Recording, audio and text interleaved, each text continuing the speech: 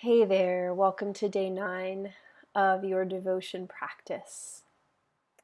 Today we are going to open our hearts as much as you can. Open your heart and feel the love that's there. And as cheesy as that sounds, um, not just love, like conditional love, human love, love for something because you love it so much or you have a preference for it. That's beautiful too. But today I want us to tap into, at least for a moment, the unconditional love.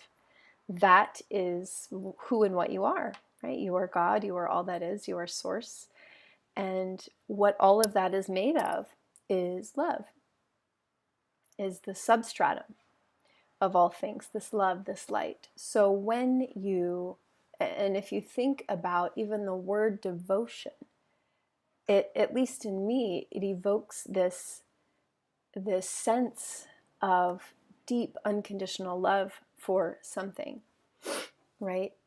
No matter what happens, it's you love so much that you want to devote all of yourself to this. And so this may be your calling, right? This may be whatever it is, your spiritual practice. This may be a new business that you're creating.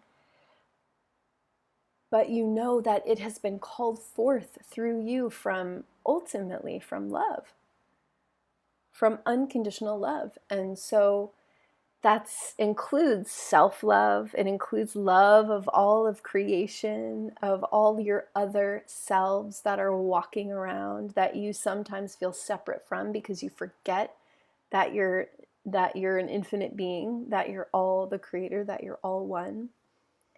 And this unconditional love of opening your heart, especially when you want to close it, right? This is very important. When you feel hurt or you think you might be hurt or someone said something or you've taken offense or you've been triggered, blah, blah, blah, on and on, all of those things, we tend to shut down and contract and the heart closes. And immediately we're cut off. We're cut off from who we are, from truth, from what's possible, from each other, from yourself. You're just cut off. This doesn't mean that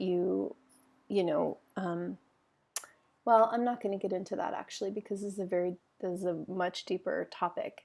But it doesn't mean you're a doormat, right? That you're just like, everybody stomp all over me. That's a self-love through self-worth thing, right? So, and that unconditional love, when I'm talking about it, does not mean that it's always puppies and kisses and flowers and that we're always nice and all of that. That's one expression of love. There's so many expressions of love, and sometimes it's to be really firm, and really stand in what we believe in and our resolve and what we're devoted to. That is love also.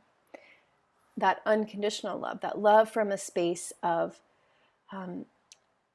just having this open heart and knowing it's the right thing in this moment, even if it's hard, because having this open of a heart to yourself and to others can be messy, right? Like we talked about a few days ago, consuming life is very clean, it's very comfortable, it's very easy, it's just, but it's also not very fun, not very magical. And this, when you're the creator and you're full of this love in your heart, then things can get kind of messy because that's not how most of the world operates yet, right? And so you are being different than most people are when you come into any situation, when you're coming from in your devotion or any other way in your life, from an open heart of being able to see the bigger perspective, of being able to see and feel things that not everybody can, of being able to actually forgive where most people cannot. So this love, this unconditional love, I just want you to feel into that for today. Like, what does that mean for you to keep your heart open, especially when you want to close it? What does that mean? What does it feel like? how does that relate to my devotion practice and what I'm devoting myself to? This love, this unconditional love, this space. And I just want to read one thing to you for today's video as well. It's from the Law of One. And it says, when the awakened seeker begins to move into the heart and allow the heart to open and remain open, even when it is the most vulnerable, then it is that somehow the issues begin to seem simpler. Then it is that unseen hands begin to lend their aid, and messengers of bird and beast, word and sign, and relationship and association seem to begin to pop up here and there and everywhere, forming a synchronistic web of coincidence and connection that teach and offer help when it is least expected and least seen ahead of time. Attempting to live by essence, attempting to be oneself, is the work of the heart. Often it does seem very impractical as a way of living, for the opened heart seems very unprotected and very vulnerable. And so it is vulnerable to confusion and challenge of all kinds.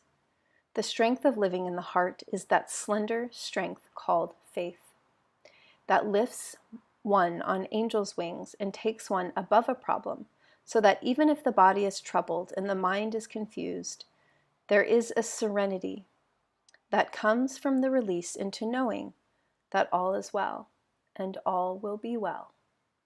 This trick of living, which is called faith, is a great key in switching universes, for faith takes the place of control in the earth world, and doing becomes being. Details become essence, and a life moves from the inside out rather than being driven from the outside in. That's so beautiful, there's nothing else to say. Okay, my friends, I look forward to hearing from you in the Facebook group, and I'll see you tomorrow for our last day of our devotion journey together. Okay, I'll see you tomorrow. Bye.